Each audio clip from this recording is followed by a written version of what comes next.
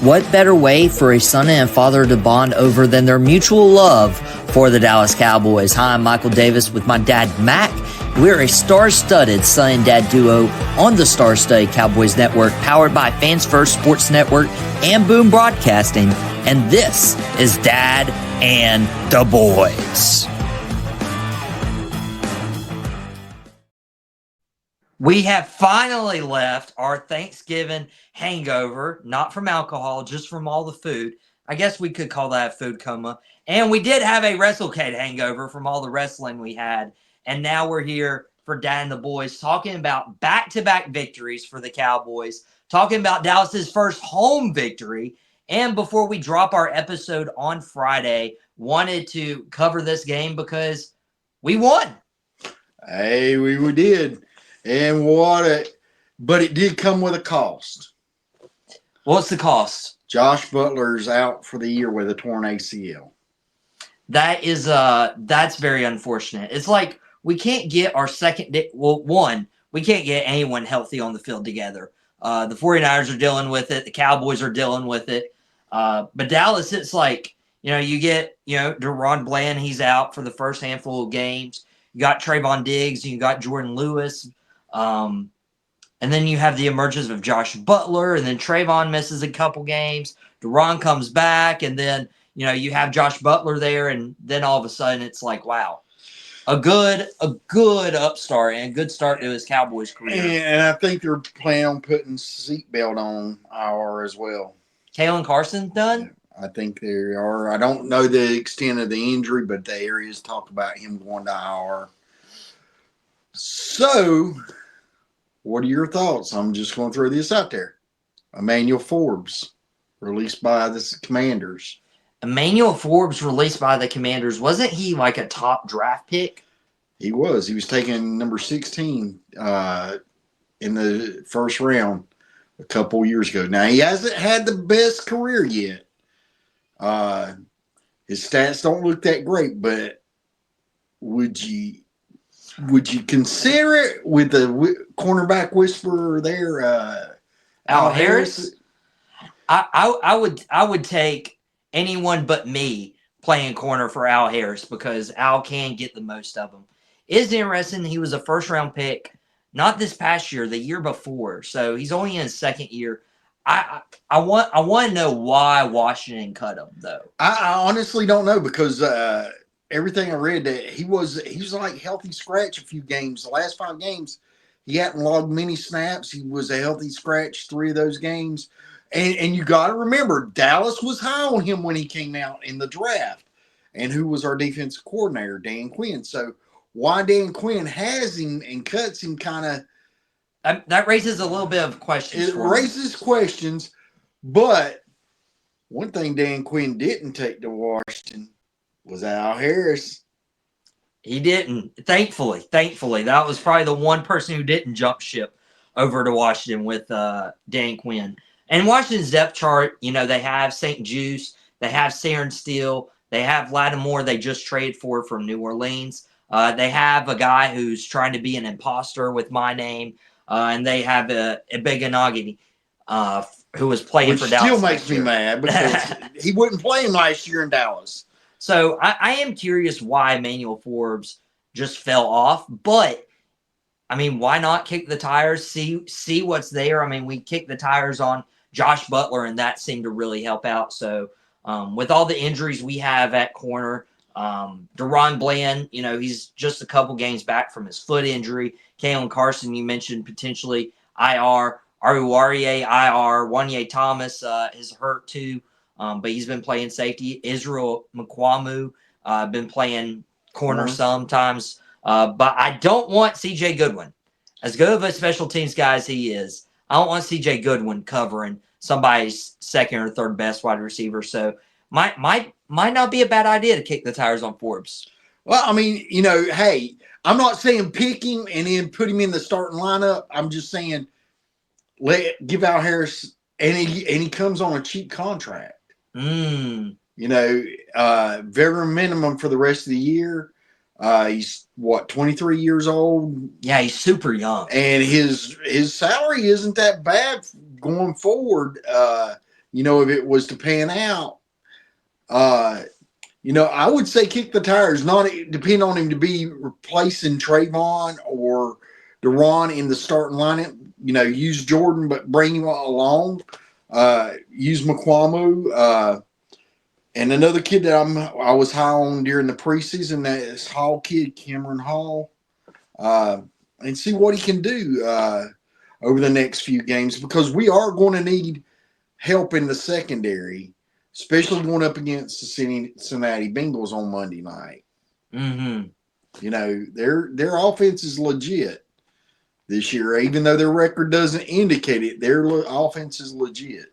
Yeah, they took Pittsburgh to the limit in a very high scoring game. But even defensive injuries aside, I was still impressed. DeMarvion Overshone had probably the game of his life with that pick six, tipping the ball on the screen and catching it right for a touchdown. He made several other big plays this game. Micah Parsons, 1.5 sacks. Could have been credited for a whole 2 sacks.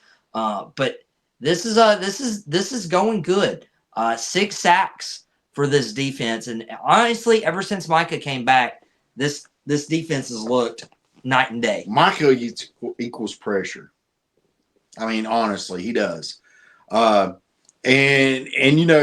Micah is there. He's generating pressure. He's drawing double teams, triple teams. And the other guys are getting single coverage, and that's allowing them to penetrate. And you're starting to see Mike Zimmer's defense step up week in and week out. Whether that be the emergence of Mozzie Smith periodically, Odigizua, Carl Lawson. Of course, Micah's going to be Micah. Micah's the line. He's going to be the man. Always will be the man. Needs to be a man with a star on his helmet and get taken care of, Jerry Jones. Back that truck up. Not too much, but keep him. Back that truck up. I don't care what you have to do. Micah Parsons stays. Micah Parsons stays and was a big part of the 27-20 victory over the New York Giants. But this offense had a play in it too. We're going to take a quick commercial break on Fans First Sports Network. And when we come back, we're going to talk about the offense's impact on this game next on Dad and the Boys.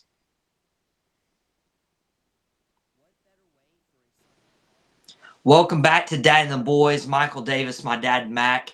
And now we've talked about the defense a little bit. Now let's talk about what led to this offense coming through in this Cowboys and Giants game. And there's 2 things I wanted to highlight, Dad. One of them being Kevontae Turpin. We've been asking for it. He's finally been a part of this offense. 4 catches on 5 targets, 53 yards. He with the ball is one of the most electric. He's literally the fastest player in the NFL. And so I've been clamoring for it the last couple of weeks. And I guess the coaching staff is listening to Dad and Boys now because it finally happened. I hope they're listening to us, because I wanted to definitely, even though he had 3 drops, to not forget Mr. CeeDee Lamb. He didn't have his best game, but he is the playmaker in this offense and should be focused on. Well, with CD, he had 2 catches, 39 yards, but that was on 6 targets, and 3 of those were dropped. So, I'm glad that this wasn't a one-dimensional offense that started and stopped with CD, that they actually distributed the ball elsewhere. And Luke Schoonmaker, 5 catches on 6 targets, 33 yards. Brandin Cooks had a touchdown. In all honesty, if I had to put an MVP on this game, who would it be? Brandin Cooks. He was pretty good, wasn't it? Was he not? I mean, the touchdown catch, regardless. If you remember back, Brandin Cooks made a crucial 3rd down conversion at the sticks. That was a tremendous catch. Mm-hmm. He's just coming off that injury. So, I mean, the fact that he's coming back and he's starting to contribute again can only open up this offense, can only open up opportunities for CD, for Kevontae, for Schoonmaker, And Ferguson when he gets back. Now, I would have liked to seen him hit Brevin Spanford a few times. You're really high on him. That kid's got something. I mean, I don't know how far he can go, but I mean, he never even had a target in the game. In the previous games, he's made when given opportunity, he has shined. Mm-hmm. And he's a matchup nightmare. I mean, his height and build, and he's got a little bit of juice to him from the tight end position. Those are intangibles you make on Madden to create a player and dominate in your league. So he's we'll see if Brevin Spanford gets on the stat sheet. He's currently the second string tight end behind Luke Schoonmaker right now because of Jake Ferguson's injury. So we'll see if he does. But Turpin was a big one, and then Rico Dowdle. Rico Dowdle had his career game. First time ever over 100 yards. First rushing touchdown. And first rushing touchdown. That amazes me. How does he not have one? I was like, it shocked me. I was like, I was flabbergasted on that one. I don't know. I mean, he was running the ball and running it hard. I mean, he had a long of 22 yards, which was our season long, by the way.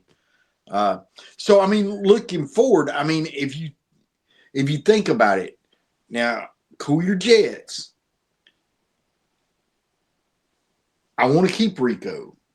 You want to keep Rico? But I don't want him to be the man. I don't want to pay him Saquon Barkley money or what's his name's money. Not even Pollard money from a couple years ago. Guys, we've got to break that mold. We got to get it like we should in our finances because we're paying Dak, we're paying CD, and we're going to be paying Micah top dollar. We cannot be paying running back high dollar contracts. Well, I don't think Rico Dowdle, and no offense to him, he has done better the last couple games. I don't think he's going to command that kind of money. No, I don't see it either. I think we're going towards the draft. I think we should go towards the draft. You could put Rico in there with a rookie running back and allow the rookie running back to assimilate to the NFL. And depend on where you got them. And you don't even really have to go first round. Although it's been speculated Dallas is looking at this kid out of, Boise State? Ashton Genty. Good kid. I want the kid from Carolina personally. You want Amarian Hampton? I want him in the second round. And there's been like different ones, and we talked about it a little bit about like could they go receiver first round, running back second round? They go offensive lineman? That's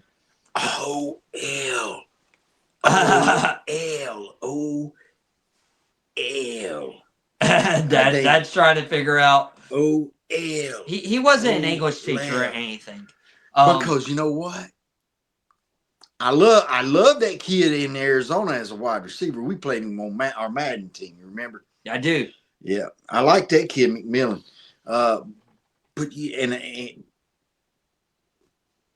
I want to say $14 million and get rid of Terrence Steele. I love you, Terrence, but you ain't doing the job right now, my friend. Yeah, but there's guys like T.J. Bass who are stepping up, Brock Hoffman. Oh yeah, they're doing great. So there is hope on the offensive line if Guyton can continue to develop, if BB continues to develop. There is hope, but yeah, we're hoping that Terrence Steele is a cap casualty, if you will. It's just your numbers aren't matching what you and production. Right, and I'm an eyes man. And if I see it with my own eyes, especially in live and living in color, and I'm a big Duke Blue Devils fan, and you know that. Mm-hmm. And we've been to the games this year, and they ain't a running back out there in college football that's impressed me like this kid from Carolina. That is true. He almost made our night terrible. But he didn't. And that's against if you haven't watched the Duke Blue Devils, check out their defense. Manny Diaz got them boys playing. Yeah. They legit. Ranked, and we couldn't stop him. Yeah, ranked some of the best defense in the nation at the FBS level. Honestly, if Mack Brown would have played smart and he would have kept that kid running, we'd have lost that game. Yeah, and then Mack Brown decides to throw the ball, and that's why he's Thank not you, Mack coaching them all Brown. game. Thank you, Mack Brown, because you didn't ruin our night that night. Oh, it was But it was a good night. that Hampton kid, second round, boys. Second round, Dallas. Hey, Will McClay, second round, running back, Carolina. But I will say, to think that Rico had the first 100-yard rushing game since Tony Pollard week 3 last year against Arizona, that baffles me. Can you imagine putting a new? Can you imagine? Because I don't think Zack Martin's going to be around next year because I think his career's coming to a close. I hope he retires. I don't want to see him in another uniform. But I think his health is the times enemy that's not defeated, by the way. But can you imagine Guyton, Tyler Smith, BB, Hoffman, or Bass, a rookie first-round offensive tackle, blocking for Rico Dowdle and Hampton? I don't even know if I want to keep Dowdle, but I would as a complimentary. I would. He's earned that. He's earned that. Now he ain't earned like $6-7 million. No, we're talking 2 to 3, brother. if he would take that as a former 2 to star. 3. 2 to 3. So we'll see. We'll see. But Rico, as long as you're wearing the star, we'll root for you. And you did good this past weekend. All right. So as you noticed, I kind of was taking the discussion about, next year. Not looking for, we talked about the draft a little bit, but Michael, I was looking at some articles today and they kind of piqued my curiosity. And I was sitting there going, market value under 10 million. And knowing that what I'm paying to Dak and CD and Eventually Micah. and Micah, and then knowing that I'm probably going to save a little bit of money because I'm going to let Terrence Steele go, and I'm going to probably draft a first round tackle if I'm Jerry Jones and Will McClay, and then I might get that kid Hampton in the second round. Notice I keep talking it into existence. You are. What player on our offense and player on our defense would I bring back that's going to be an unrestricted free agent next year? And I only have to pay a market value, which would be around or below $10 million. And I've got my two. I got an offensive player and a defensive player. How are you going to spend your $20 million or less? Well, looking at the list, and the ones who are above that $10 million threshold, Zack Martin, who we're speculating could be towards the end of his career, DeMarcus Lawrence, who's already been talked of, potentially this being his last year in Dallas, and Brandin Cooks. As much as I'd like to keep Brandin Cooks, maybe the move is to just build up Kevontae Turpin. And that be the route that Dallas goes.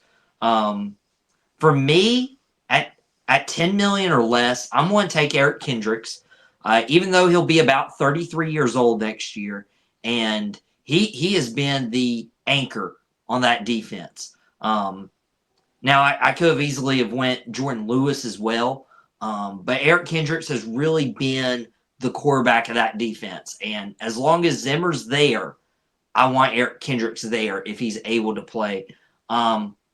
Offensively, we don't have as many unrestricted and I free said agents. you can spend your money how you want to. First, or it can be both defense or offense. It can be both defense? Yeah. Okay, good. Because I'm going to spend on defense. I'm going to keep Osa Odigizua. He has been my favorite defensive tackle. He always shows up. He makes a play or two each game where you're like, wow, we needed that in the right moment. So I'm going to do that. I'm going to do Eric Kendricks and Osa Odigizua. What was your two? Honestly, you changed my mind because I was going Brandin Cooks. I ain't going to lie. Especially after this game, and we got to see the Brandin Cooks, make those crucial catches. He does add an element to this offense. But in the mind, and I kind of like what you did there. You said Cavante Turpin, and then I love Jalen Tolbert. Yeah. I mean, even though he is a former rival of ours from App State, South Alabama. He's got that star on his helmet. All is forgiven, Jalen.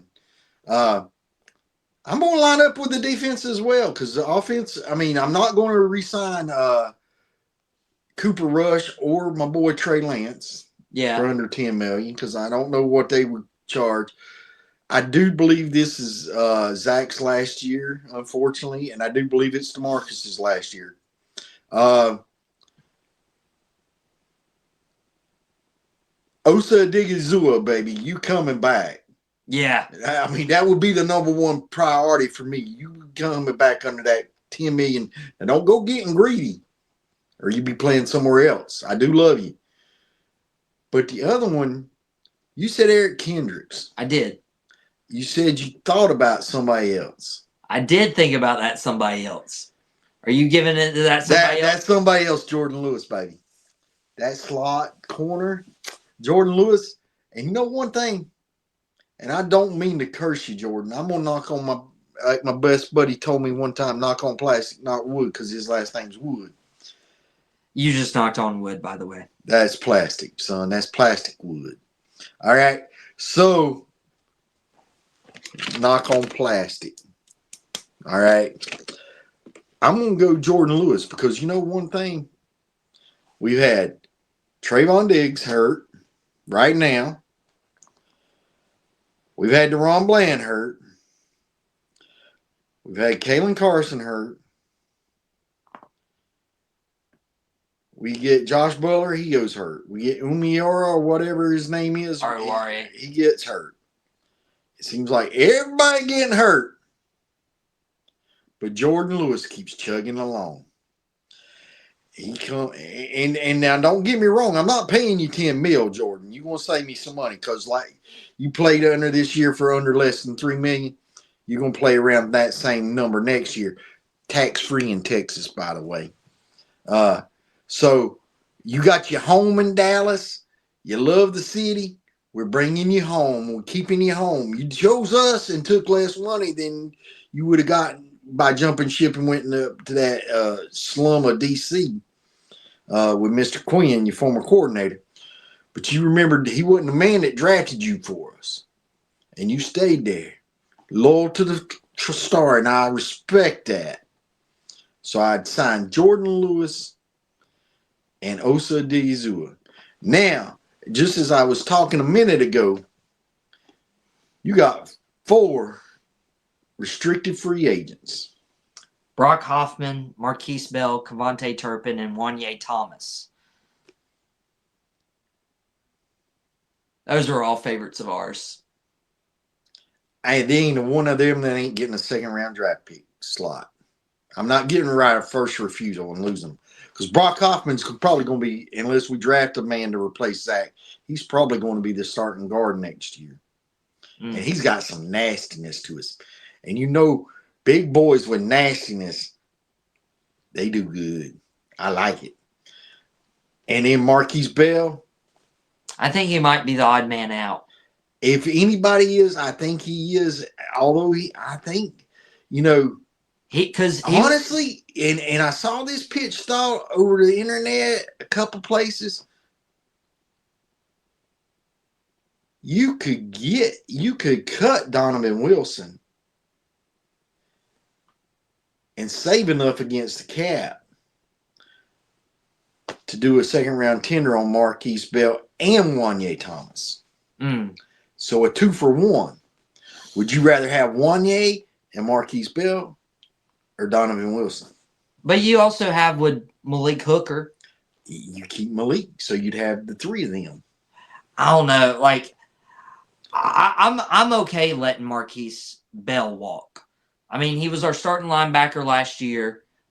He got moved back to his original position as safety, and he's been lower on the depth chart.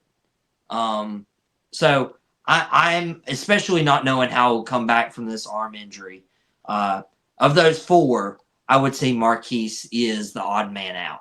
And knowing that the next one, Wanye Thomas, I know you're going to sign him to a minimum of a second round tender. Yeah. Because Wanye, homeboy loves Wanye. I'll be honest, Wanye, I didn't even know you was on the team when you was on the practice squad. And we was in Jacksonville a couple years ago. And you come out and you was like, anybody want a picture? Anybody want an autograph? And you was such a great young man. You moved up. And you're in my top 100, by the way. So I got to keep you a star so you can keep moving up. And youngin, you good. You got a bright future. You're 24 years old. And I definitely would keep you for that second round tender. Gonna give you some more money, almost triple your salary, if not more. Now, do you do a second round tender or a first round tender on Mr. Turpin? First. First. If you have the choice, first. It's money, it's extra money, but you know what? You got the number one return man in the league.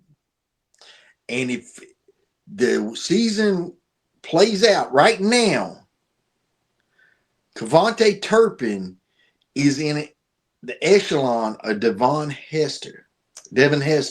Oh, wow. In returns, if not ahead of him. Wow. Did you realize that? I did not. Yeah. So you got your own Devin Hester, plus you're going to let Brandin Cooks walk if you listening to us and save that money, and you start using Kevontae on offense like you did this last week. And we're going to see that offense explode a little bit, and you got still number one return man. So you're going to keep Brock, second round tender, because he's going to be your starting guard. You're going to keep Kevontae because he's going to be a part-time receiver and your return man. And I'm all for I hate to do this to you, but I'm all for letting you go and doing a 2-for-1 and keeping both Marquise Bell and Wanye Thomas and letting them team up with Hooker in the backfield. And he's like, I'll let Bell go if I have to.